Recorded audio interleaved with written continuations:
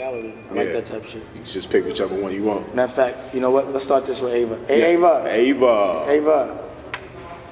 So today, in the last week, you know, Ava decided to, you know, she did the college thing, but she decided to come and run the business and also do her modeling thing. Absolutely. So this is my baby Ava. Yes. And what I'm really proud about is, you know, I put out a book and then she was like, you know what, I got one too. Right behind you. At 18, and now it's like she's 19. She has a hardcover. Where's your book at? Alex, what's that book? Raquel had. How does it feel? Yeah, get the book. How does it feel to be a young author? Like, how do you feel now to be an author? Like, that's amazing. I feel old. None of my old? friends would say that. Wow, this is. No, she's doing older stuff that kids are, not even kids, because she's not a kid when you start doing books and generating income. You know, what I've always told Ava is the minute that you make your own money, I can't tell you what to do. I can just advise you. You know what I'm saying? And you can have respect. You know what I mean? But one hell of an advisor. You can advise her on what to do. Well, you know what's crazy is you watched me raise her because you were there when she was a kid. Like I said, 3, 4 years old. Yeah. When I was at the house, it was like, you were like 3. Yeah. You know? Yeah. But, you know, like I said, the message, hey, Rock, I'm taping. The message that I've always tried to deliver is, this is only for your children. Right. So like you just saw, she was like, oh, Dad, I like that piece. I want the white one. I'm like, you can have it. It's art. She can have it. Just now, what were you doing just now? I was shooting for the book and for CEO in Poppington. So how about this? Number one, God blessed me with a supermodel. Wow. But I also now have companies where I don't have to hire a supermodel. We don't hire the sauce. It's in-house. We make the sauce. In-house. You know what I'm saying? All in-house. But also, what else have you been doing? I've been coming to work for you. Well, for us. For us. And redesigning my mom's brand and my mom's company. Wow. Making Her it mom's all. company. Wow. She has options. She can work for her mom's company, her dad's company, or go on tour about a book that she wrote at 19. And a quote from Deepak Chopra on the back of your first book. No, she's doing a launch in New York. You know who's presenting it? Right. Who's Andre Leon Talley. Andre Leon Talley. He's interviewing us for the book signing. He's editor at large at Vogue, you know. But he's known her since you know, since she was, you know, a baby, like 4. So he also watched her grow, but she's grown up tastefully. She hasn't done anything to get attention in a negative way. She hasn't embarrassed me ever. And she's had to deal with things, diversity very eloquently. Right. With confidence. Right. So, you know, being a child of a polarizing person, you know, she has to hear what everyone has to say. She's outside. Yeah. You know, and I don't think people understand how that can affect. How you feel about that? Like when you hear stuff like. I mean, it's definitely difficult, but being that I know both my parents and how they treat me and how they are in real life, when I see like negative comments and stuff, I know what the truth is. Right. So, So like at the end of the day, like I'm not crying over that. Yeah. So like, you know, with the career coon Funkmaster Flex, you know, I heard he was talking things about her mom. So of course I have to tell her as opposed to her hearing about it. Yeah. But I don't think he understands the collateral damage of, you know, talking about people and trying to prove a point publicly who it really affects. So this is my daughter, and this is a beautiful soul. Yeah. Pure, hasn't done anything to deserve having to have the people she loves the most to have to hear something about her mom. Yeah, about her mom. So, you know, bosses, they fight a certain way. There's honor in every kind of fight. But there's certain lines you just don't cross. Right. And, you know, the one thing that'll get a man out of pocket is when you mess with his children. His family. Yeah. So you have to think, damn, he would hurt my child just to get me out of pocket and throw a shot at you. Yeah. And the collateral damage of being out of pocket, it could ruin everything. But it's justified, really, you know? Yeah. So there's the test, you know? But the thing is, she's so eloquent in the way she deals with it, I don't have to come out of pocket. She's been raised right. Right. Like the way she dealt with the Becky and the good hair shit, as soon as they start, because what happened? They started. Everyone was on my mom's Instagram, like saying all these rude things. Yeah. So she went private, and then everyone went to my Instagram, And like to get to her, but on thing. my Instagram. Yeah. So I have like thousands of comments, like saying the worst stuff. But so I call, I say, yo, block your joint. And what you said? I said, no, I'm getting followers. my comments are going up, my likes are going up. Her perspective was dead A right. real dash. But it's My just, followers going it's up. a pure perspective because her ego wasn't Right, involved. She's right, confident in what she right. sees.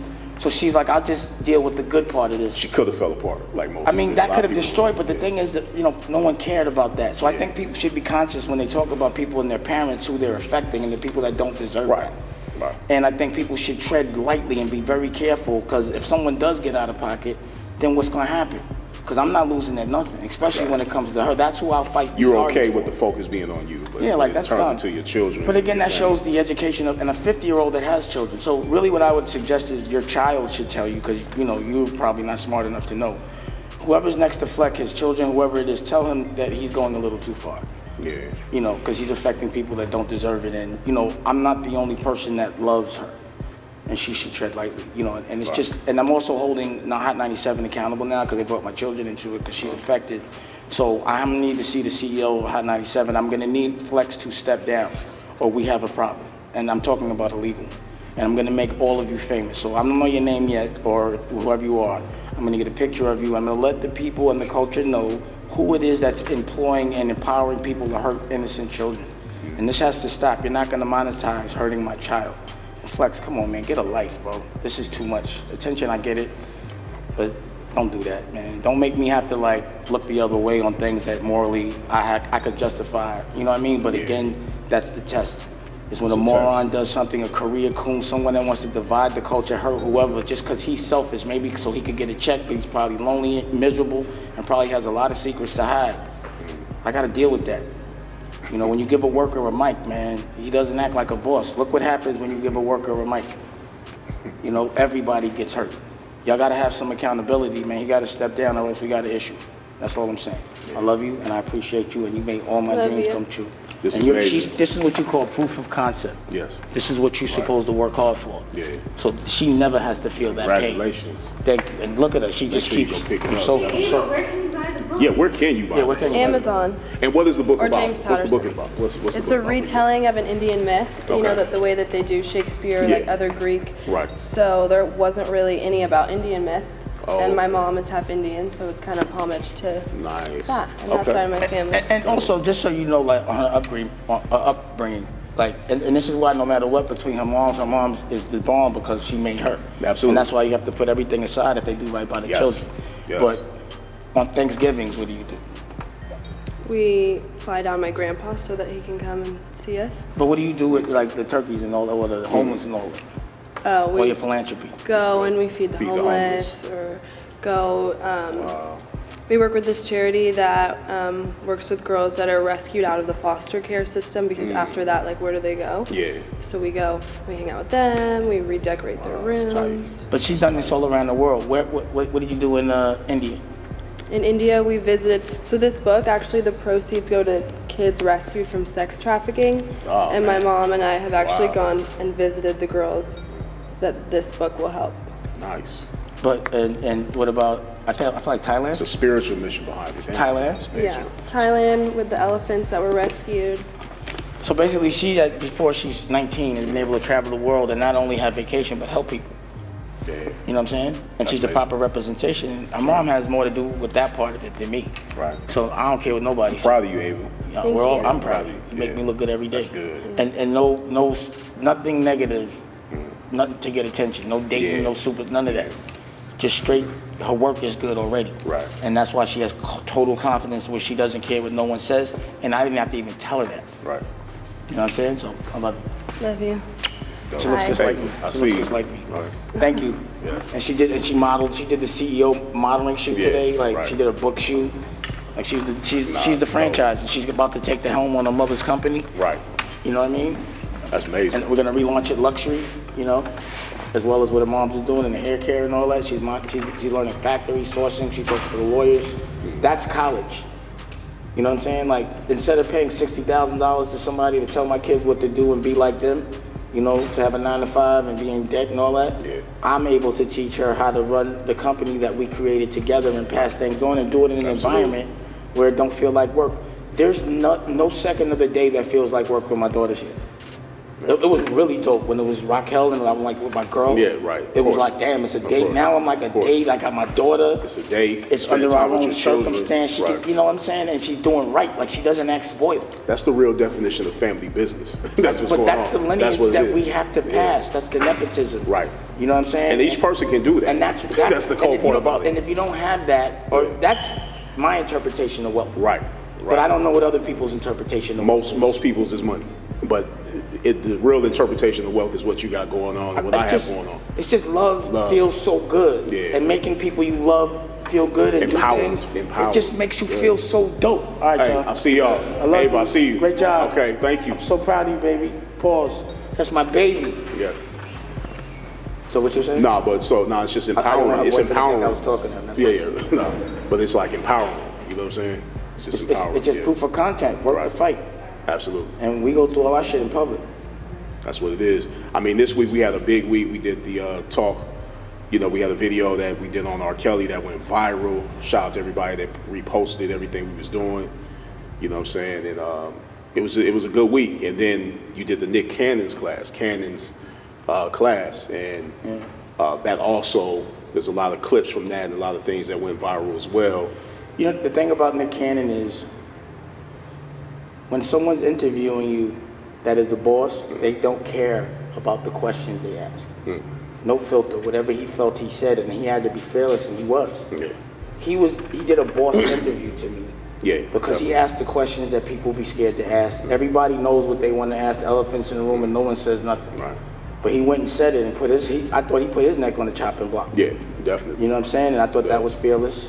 But again... Yeah, I told him too. I hit him up. I was like, man, you know, this is viral. It's about to be crazy. He was like, yeah, man, I see. I mean, it's going on. Yeah, and also it was cool because, you know, again, when bosses get with bosses, they never hate on each other. Yeah. There's always like a competition. I'm not gonna lie. Like when I saw what he was doing, I'm looking to see what I could do better. Yeah, you was peeping game. I saw that off the bat. Like, he was checking everything out to make sure, like everything. I want to know, and I'm gonna figure out how we can work together. Yeah. That makes the most sense. Yeah. But I love the fact that I could go to his building, and I'm like, yo, because you know, like again, they teach us to think we should have an office, but we got buildings. Yeah. And you see me in LA in a couple of buildings. Yeah. You know, with different businesses. Like, you never ever visited me in an office. My standard is building. You can't, like, yo, offer me an office. You know what I mean? How can you offer a boss an office? You got to give me... There has to be space. There has to be different things. Well, you have to have your own environment. A boss hasn't been told what to do with somebody. You know what I mean? It's a lot of things, you know? So he has a building. I have a building. He has businesses. Like, we could go movie for movie, and it's all love. Yeah. But it's also competition. Definitely. But it's good competition. Yeah. Because I saw you were peeping game too. Yeah, definitely. Because you were seeing how you was doing the interview, and I saw you peeping game. Yeah, I like the setup. The setup was real though, man. Yeah, so props to him. Yeah. I wanted to make sure his cut was honest.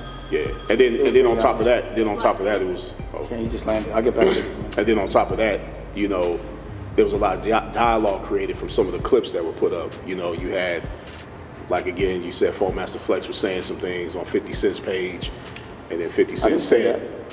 Well, no, I didn't say you said it. I'm saying that's what Funkmaster Flex. Well, we just talked about Funkmaster Flex, but Funkmaster Flex was having dialogue with Nick Cannon on 50's page because 50 Cent said. Wait a second. So it was 50 Cent, and then came just 50.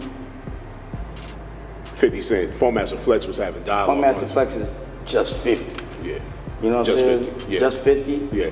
Just 50 funky. Just 50. Because you know, obviously, if there's going to be some kind of looking like there's some kind of dissension between them, of course he's going to be there to try to, you know. Right. But what was the question? And then, you know, 50 said you were a sucker for dry snitching on Jay-Z and Foxy Brown. That's what he said? Because of the question that Nick asked you about Jay-Z and Foxy Brown. But see, here's the thing about 50. His business is boss. He has some boss things. And what he said I didn't understand because he wasn't talking in boss, and he knows I'm a boss, and I wouldn't understand anything but that. So I didn't really understand what he said. And I haven't really had to, you know, think about what 50's moves are or anything, and I really don't. But,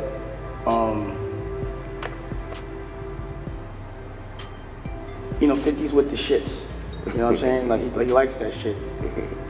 And, you know, because he has other things to do, sometimes I wonder why it's entertaining, but I'm not really with the shits like that. So I don't think he was talking, you know what I'm saying? Like, because he would have talked in a different language. But I thought it was interesting when you told me that Funkmaster Flex and the Cannon. They were having dialogue on this page, yeah. But again, I think men and bosses should talk to each other as bosses. Right, yeah. So we should have a dialogue. Yeah. But if I have a dialogue with 50 He's Cent, bringing up the fact, he said you took Jay's girl. And who said that? Funkmaster Flex. But what I'm saying is, as far as 50, we talking about. Right. You know, I want to have a conversation, but it wouldn't be about no bubblegum shit. Yeah. It would be if we could get Nick Cannon and 50 Cent in the room, and me, we should be talking about making some bread so we could really be gangsters. You know, bosses don't talk about shit that happened years ago when they have, you know, a certain amount of time together. I agree. And then I was analyzing, because again, I haven't had to deal with 50 Cent in years, because, you know, he used to throw jabs at Jay all the time. Okay. Like when they were on tour, this was around the time I was transitioning away, but I remember I'd hear shit. And then I always had the Rockefeller file, so if somebody was getting cute, I'd have to be prepared.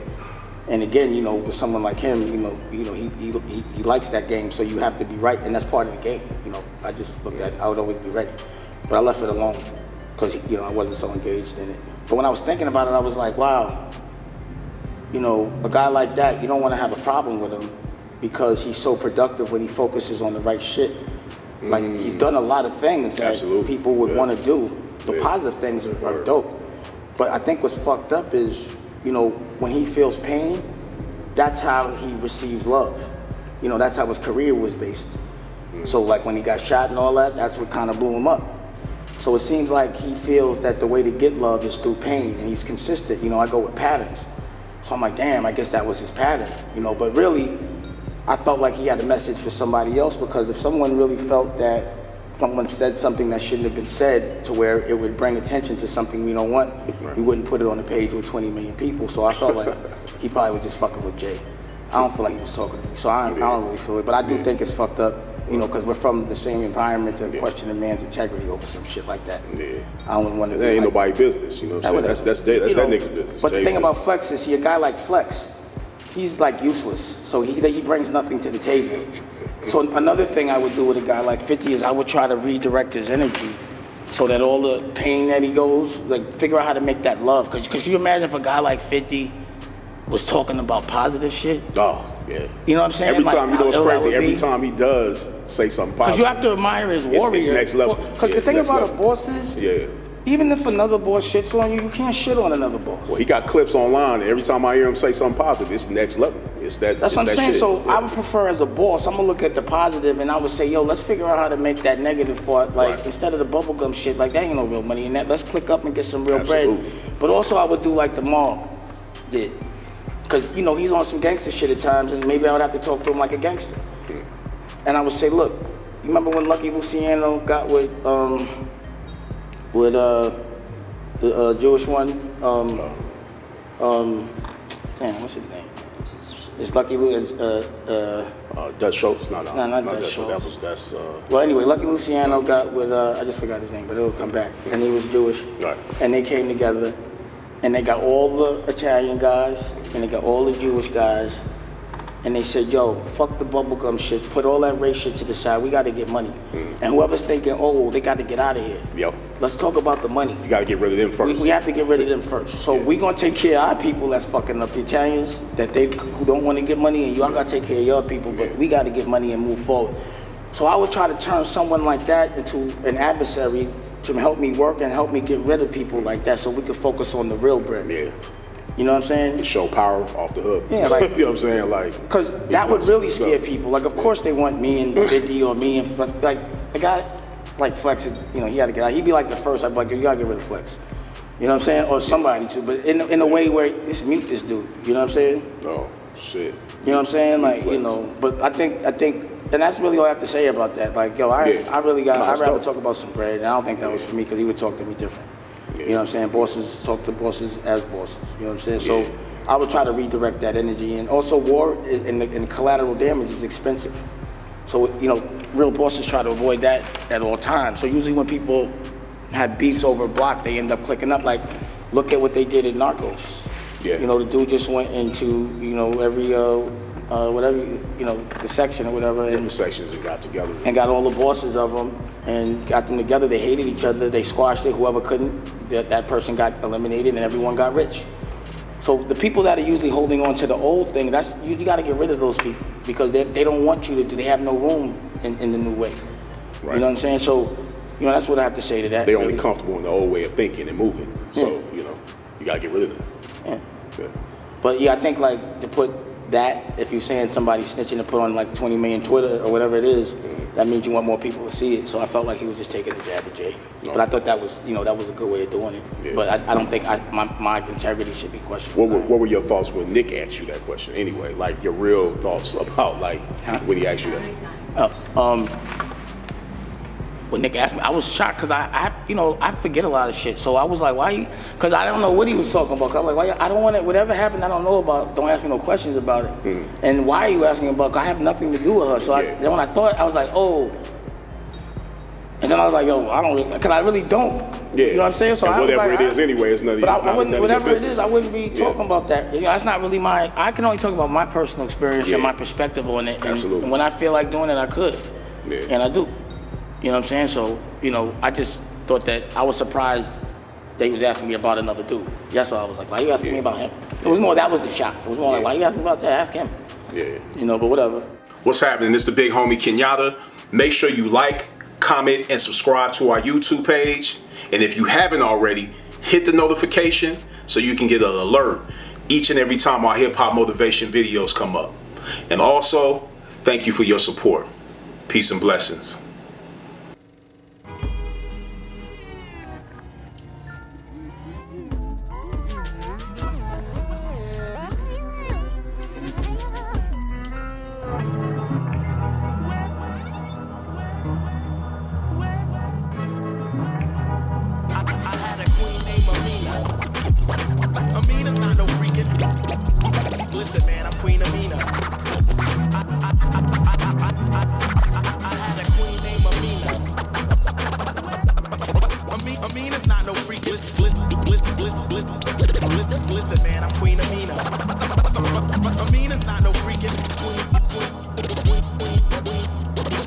I know a queen named Amina, mad perseverance. Looking through the rear view of a negative experience. This woman had dreams, your vision was unique. She had to make a choice to truly fit the whole mistake. Peak.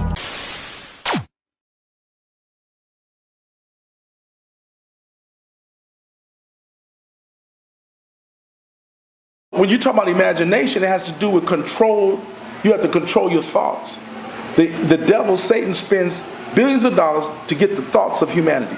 In media, music, internet, there's so much negativity and nastiness and evil in the world. Because Satan, he's the prince of the power of the age. He got the money. So he's putting out poison all the time.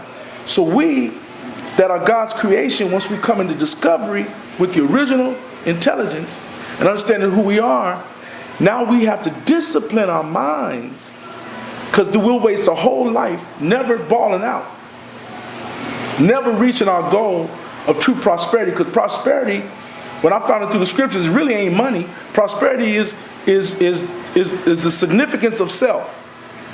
It's knowing who you are, whose you are. Once you get that down, then you attract. The world comes to you.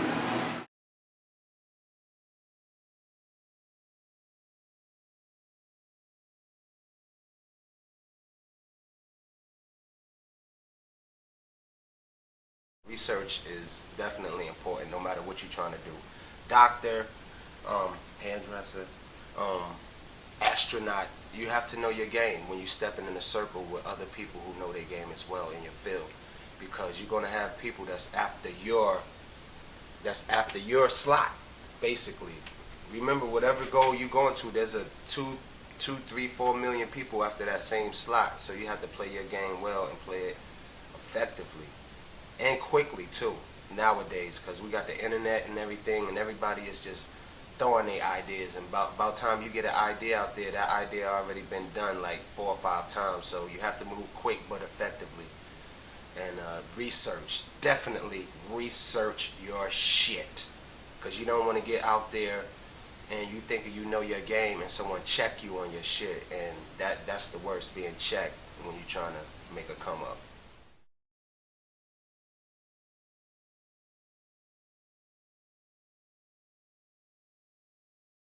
The way I see it, it's always a test. Anything quick is a test. But my mindset tells me I can still get it quick and I don't have to cheat. But I have to cheat to get it fast? I don't really want it. I'd rather wait.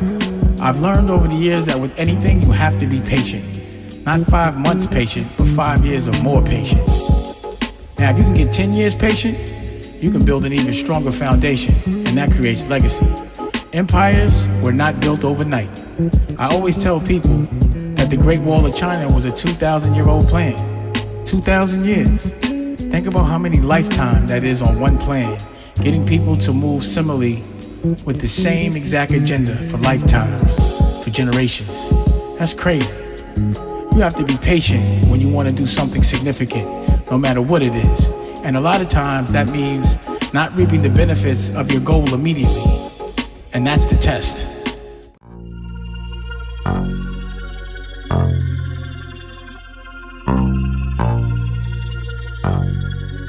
Listen, for mad years I walked around with my neck looking like a Nestle Crunch bar. I had to do something about it. What I found is that a razor bump is nothing but an ingrown hair that curls into the skin and causes the skin to become enlarged or inflamed, making it look like a bump. But it's not a pimple. It's a hair that grows into the skin causing inflammation. You have to remove that hair, and then you have to use yourself a nice skin astringent, something that can do the trick, something that can get rid of those razor bumps. So what did I create? Bump Assassin, organic skin astringent. To order your own bottle of Bump Assassin, go to hiphopmotivation.bigcartel.com. Dash thing. Now I don't want to chill out, bro. You know what I want to do? Believe in yourself. Build your own personal wealth.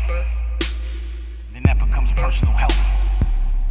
I think I'm rhyming. How about that? Everything go down here. Just gotta, know what I mean, be a little smart.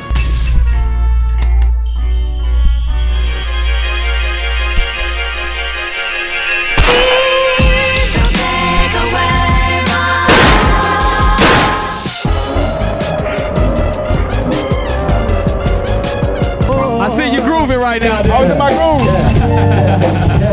Yeah.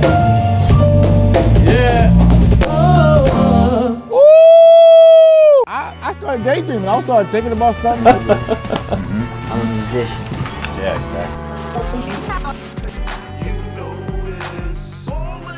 I like to spend all kinds of money. I like the dollar, I like the euro, I like the pound, I like the franc pause, I like the yen.